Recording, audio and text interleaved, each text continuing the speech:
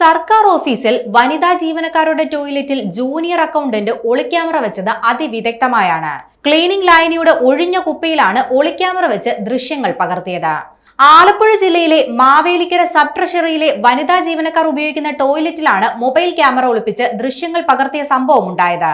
ഈ കേസിൽ junior accountant അറസ്റ്റിലായി. പാലക്കാട് അഗളി കാവുണ്ടിയിൽ 29-കാരനായ പ്രവീണാണ് അറസ്റ്റിലായത്. ക്ലീനിംഗ് ലൈനിയുടെ ഒഴിഞ്ഞ കുപ്പിയിൽ അതിവിദഗ്ധമായി മൊബൈൽ ഫോൺ ഒളിപ്പിച്ചാണ് ഇയാൾ ദൃശ്യങ്ങൾ പകർത്തിയത്.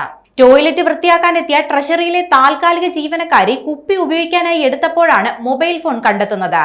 ഉടനെ തന്നെ പോലീസിൽ വിവരം അറിയിക്കുകയായിരുന്നു. തുടർന്ന് നടത്തിയ അന്വേഷണത്തിലാണ് പ്രവീൺ അറസ്റ്റിലാകുന്നത്. ട്രഷറി കെട്ടിടത്തിൽ സ്റ്റാഫിന് ഉപയോഗിക്കാനായി 2 ടോയ്ലറ്റുകളാണുള്ളത്. അതിൽ ഒരു ടോയ്ലറ്റിലാണ് പ്രതി ഒളിക്യാമറ വെച്ചത്.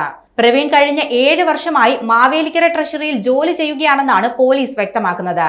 ഇയാളുടെ ഫോണിൽ നിന്ന് ദൃശ്യങ്ങൾ കണ്ടെടുത്തതായും പോലീസ് അറിയിച്ചു. സംഭവത്തിൽ കേസ് രജിസ്റ്റർ ചെയ്ത പോലീസ് പ്രതിയുടെ അറസ്റ്റ് രേഖപ്പെടുത്തിയിട്ടുണ്ട്.